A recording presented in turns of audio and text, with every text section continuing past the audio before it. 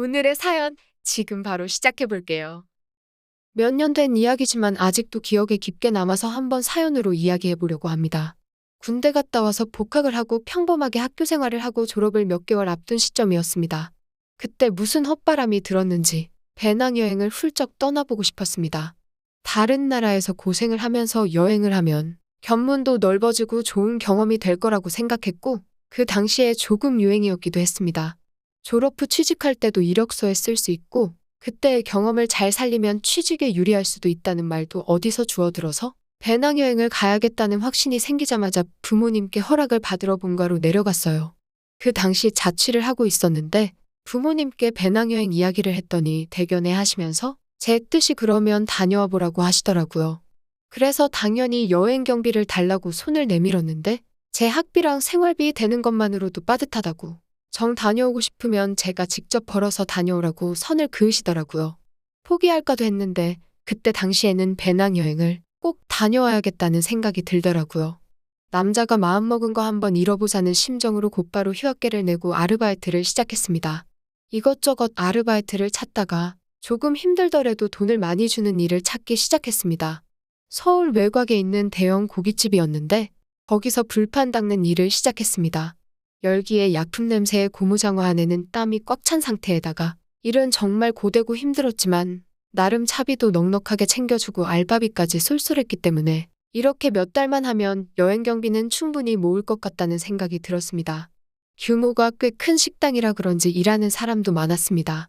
제 또래의 사람은 한 명도 없어서 주방이나 홀에서 서빙하는 이모님들이 저를 대견하다며 잘 챙겨주셨어요. 젊은 학생이 하기엔 힘든 일인데 요즘 보기 드문 청년이라면서요. 그 중에서도 그나마 홀에서 서빙하는 누님이 30대 초중반 정도로 보이는 제일 젊은 사람이었는데 다른 이모님들하고는 다르게 조금 친해지기 힘든 구석이 있었습니다. 약간 날카롭고 신경질적인 외모의 누님이었는데 같이 일하는 분들이 나이 차이가 너무 많이 나서 그런가 그 중에서는 단연코 제일 예뻐 보였습니다. 허리를 꽉 조아 묶은 앞치마 때문인가 제 눈에는 엄청 매력적으로 보였습니다. 이게 어른의 성숙한 매력인 거구나 하는 생각까지 들게 할 정도였으니까요. 아무튼 그 누님과는 뭘 어떻게 해보려고 싶은 생각은 없었는데 매서운 인상이긴 하지만 얼굴도 예쁘고 키도 크고 쭉쭉 뻗어서 그런가 자꾸 눈길이 가더라고요. 하지만 홀에서 일하는 관계로 매일 불판을 닦는 저와는 좀처럼 마주칠 일이 없었습니다. 일하면서 친해질 기회가 꼭 있으리라 생각했습니다. 무엇보다 유일한 제 또래이기도 하고 여행을 가기 전에 일터에서 만난 누님과 좋은 추억도 쌓으면 좋겠다는 생각도 했습니다. 젊은 나이에 고생이 많다며 다른 이모님들한테 이쁨을 받아서 그런가? 당연스레 그 누님한테도 이쁨을 받을 거라고 생각을 했었어요. 몇 번 말만 트게 되면 누님하고 순식간에 친해져서 둘만의 시간을 보내는 게 어렵지 않은 일이라고 생각했습니다.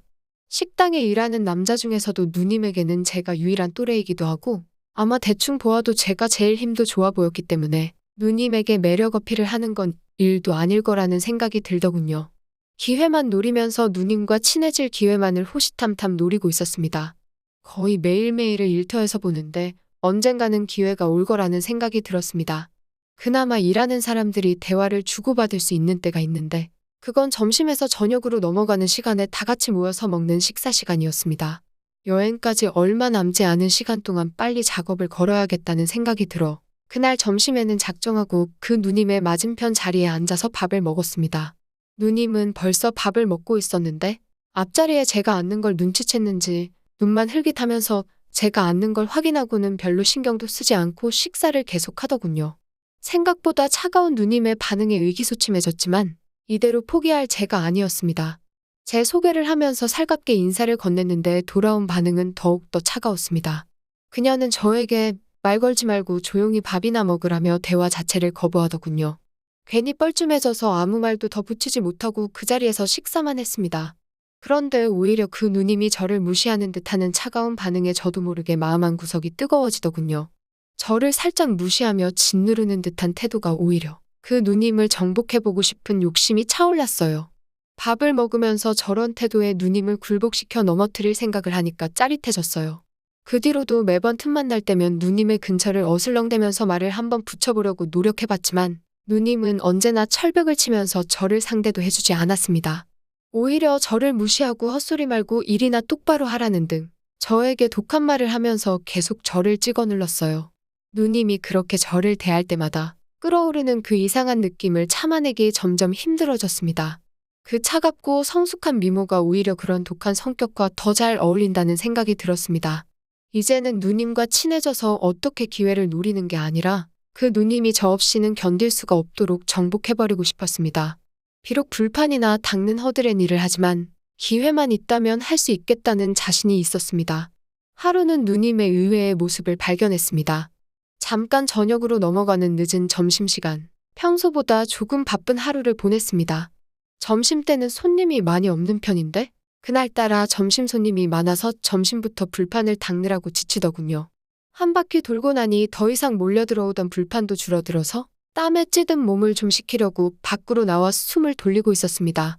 땀 좀 식힐 겸 해서 주변을 산책하고 있었는데 저쪽 구석에서 누님이 쪼그려 앉아서 뭔가를 하고 있는 걸 발견했습니다. 다른 사람이면 그냥 지나쳤겠지만 쪼그려 앉아있는 뒷모습마저 엄청 매력적인지라 그냥 지나갈 수 없었습니다. 한달음에 누님에게 달려가 뭐 하시냐고 물어보러 가는데 그 차갑고 냉정하기만 한 여자가 맞는지 의심이 들 정도로 밝은 표정을 짓고 있는 누님을 발견했습니다. 누님이 쪼그려서 보고 있던 건 근처에 살고 있는 새끼 고양이였습니다.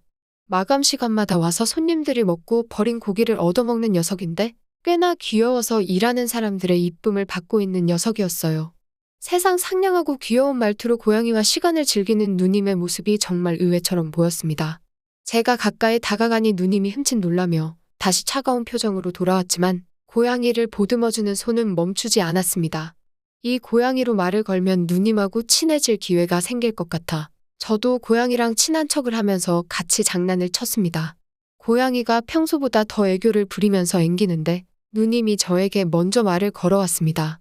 얘 다리를 다친 것 같은데. 누님의 말을 들으니 고양이가 다리를 절뚝거리는 게 정말 다친 것처럼 보였어요. 엉성하게 걷는 고양이의 모습을 보니 누님이 걱정이 많이 되는 듯 보이더라고요. 저한테는 관심을 하나도 안 보이면서 고양이만 챙겨주는 모습을 보니 오늘도 글렀구나 싶어서 다시 일할 장소로 가려고 몸을 일으켰습니다. 준용 씨 혼자 산다고 그랬지? 준용 씨가 이 고양이 좀 맡아줄 수 있을까? 다리를 많이 다친 것 같은데 다시 풀어주더라도 병원에는 데려가 보는 게 좋을 것 같은데. 준영 씨 그래줄 수 있어? 누님이랑 이렇게 길게 대화해 본 적도 없는 것 같습니다. 누님의 의외의 모습에도 놀라기도 했지만 대뜸 이런 부탁을 할 줄은 생각을 못했어요. 털 딸린 짐승이라면 질색을 하는지라 거절하려고 했는데 문득 이 고양이를 집으로 데려가면 제 혼자 사는 집에 누님을 끌어들일 수 있지 않을까? 하는 생각이 번뜩 들더라고요. 누님의 부탁이라면 뭐든지 라고 말하면서 점수 좀 딸겸해서 알겠다고 말했습니다. 누님은 무슨 대답을 그렇게 하냐며 저에게 다시 차갑게 반응했지만 저에게 조금 신세를 진 듯한 태도를 보이기 시작하더라고요. 고양이를 데려간 그날부터는 누님이 고양이는 적응을 잘 아냐면서 먼저 말도 걸어오고 아무래도 고양이가 복덩이였습니다. 마주 앉아 먹던 밥도 고양이 근황을 보여준다는 핑계로 나란히 옆에 앉아 먹게 되었습니다. 핸드폰을 꺼내 고양이 사진을 보내줄 때면 사진을 보여준다는 걸 핑계로 몸을 더욱 더 바싹 붙어 앉아 있는 그대로 누님을 느꼈습니다. 고깃집에서 일해서 몸에서 숯불 냄새가 날 텐데도 은은하게 퍼지는 샴푸 향기에는 정신이 아늑해졌어요. 기센 여자인 줄만 알았는데 여성적인 매력이 물씬 풍기는 누님의 모습 때문인지 그녀를 향한 마음이 날이 갈수록 더 커지기 시작했죠. 고양이 다리가 완전히 다 나은 것 같을 때쯤 이때가 아니면 더 이상 기회가 없다는 생각에 저도 좀 더 과감해지기로 했습니다. 고양이 구경을 오라는 말로 누님을 저 혼자 사는 방으로 초대를 한 거죠. 누님은 안 될 것 같다는 반응을 보이면서도 고양이가 너무나도 보고 싶었는지 고민하는 듯 하더니 결국 토요일 저녁에 장사가 끝나고 나서 오겠다고 하더군요. 괜히 누님이 온다는 말에 설레어서 집 청소도 몇 번이나 하고 생전 켜보지도 않는 향기 나는 촛불까지 사서 분위기도 내보고 해봤습니다. 하루가 10년처럼 길더니 결국엔 누님이 오기로 한 당일이 되었습니다. 앞치마를 푸른 누님의 모습은 더 아름다웠습니다. 같이 버스에 타고 우리 집으로 향하는데 옆에 앉아서 이런저런 이야기를 건네봤지만 저에게는 역시 계속 냉정하고 쌀쌀맞게 대답하더군요. 그럴 때마다 속으로 그런 모습도 얼마 안 남았다고. 오늘에야말로 기필코 내 여자로 만들어주겠다는 다짐을 몇 번이고 했습니다. 집 앞에 도착해서 도어락을 여는데 괜히 그때부터 제 마음이 두근두근 뛰기 시작하더라고요. 이미 머릿속에서는 몇 번이나 상상하면서 시나리오를 써놨기 때문에 걱정은 되지 않았습니다. 일단 고양이가 잘 지내는 모습을 보여줘서 안심시킨 뒤 돌아가려는 누님에게 여기까지 왔는데 식사나 하고 가라고 하면서 인터넷을 보고 갈고 닦은 자취생의 요리 솜씨를 보여주고 자연스럽게 냉장고에 넣어둔 와인을 꺼내서 분위기를 만들려는 계획이었죠. 하지만 제 기대와는 다르게 누님은 문을 열자마자 얼굴이 사색이 되더라고요. 왜 개처럼 묶여있는 거야? 누님은 정색을 하면서 저에게 화를 냈습니다. 고양이가 방구석에 목줄을 차고 묶여있는 모습을 보면서 화를 내더라고요. 그제서야 알았지만 고양이는 개랑 달라서 행동에 구속을 받으면 굉장히 스트레스를 받는다는 걸요. 전에는 풀어놓았었는데 퇴근하고 올 때마다 책상 위며 식탁 위에 있는 걸 전부 바닥으로 떨어뜨려 놓고 집안 가구들을 발톱으로 죄다 뜯어놔서 묶어놨을 뿐인데 시작부터 제 시나리오대로 풀리지 않고 꼬여만 갔습니다. 문 앞에 잔뜩 긴장한 저를 확 밀치더니 고양이에게 뛰어가더라고요. 고양이에게 묶인 목줄을 풀어주는데 고양이가 놀란 건지 스트레스 때문에 그런 건지 발버둥을 치더니 누님의 등짝을 확 핥히고 침대 밑으로 숨어 들어갔습니다. 고양이는 나올 생각을 안 하고 누님은 입고 있던 얇은 옷 덕분에 보호가 안 됐는지 고양이에게 핥힌 곳에 핏방울이 송골송골 번지기 시작하더라고요. 피가 나길래 허둥지둥 약상자를 들이밀었는데 피가 나는 곳이 등 쪽이란 누님이 팔이 닿지 않는 것 같더라고요. 갑자기 좋은 생각이 떠올라 누님에게 제가 약을 발라드리겠다고 너스레를 떨면서 약을 발라주는데 세상 부끄러운 표정을 한 누님은 기센 척을 해도 천상 여자더라고요. 약을 다 발라주고 나니 누님과 저 사이에 묘한 분위기가 흐르는데 때는 이때다 싶었습니다. 누님에게 일단 고양이에 대해서 사과하고 고양이를 키워본 적이 없어서 서툴어서 그러니 기본적인 상식을 알려주시면 안 되겠냐고 물었죠. 이야기가 길어질 것 같으니 제가 솜씨발휘 좀 해보겠다고 하고 자연스럽게 작전을 짜놓은 대로 흘러갔습니다. 보기에도 분위기 좋은 저의 솜씨 좋은 요리가 완성이 되고 냉장고에 넣어둔 와인을 꺼내 들었습니다. 누님은 그런 저를 보더니 피식 웃더라고요. 정말 서툴다고? 와인을 냉장고에 보관하는 사람이 세상에 어디 있냐고 말하면서요. 의도한 건 아니지만 저의 어리버리한 매력이 누님의 맘에 들었던 것 같습니다. 결국 술이 한 잔씩 들어가고 나니 누님과 저 사이에 벽이 허물어지기 시작했습니다.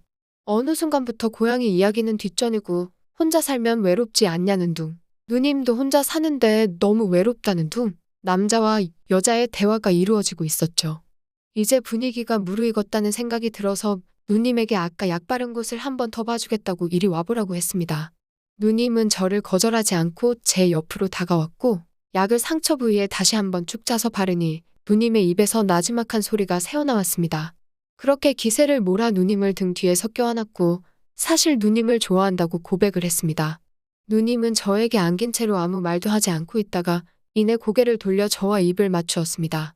그렇게 누님과는 결국 남다른 관계가 되었고 고양이 핑계로 매일같이 만나 둘만의 시간을 가졌습니다. 배낭여행을 다녀와서도 거의 매일같이 만났죠. 누님과의 궁합은 상당했습니다. 하지만 그 만남도 잠시였어요. 제가 배낭여행을 다녀온 동안 누님은 결혼할 남자를 만나게 된 것이었죠. 몇 년이나 지난 이야기지만 아직도 그 고양이는 제가 키우고 있습니다. 가끔씩 고양이를 보면 그 누님 생각이 날 때가 있습니다. 긴 이야기 끝까지 들어주셔서 감사합니다. 오늘의 사연은 여기까지네요. 긴 사연 끝까지 들어주셔서 감사합니다. 구독과 좋아요 잊지 말아주세요.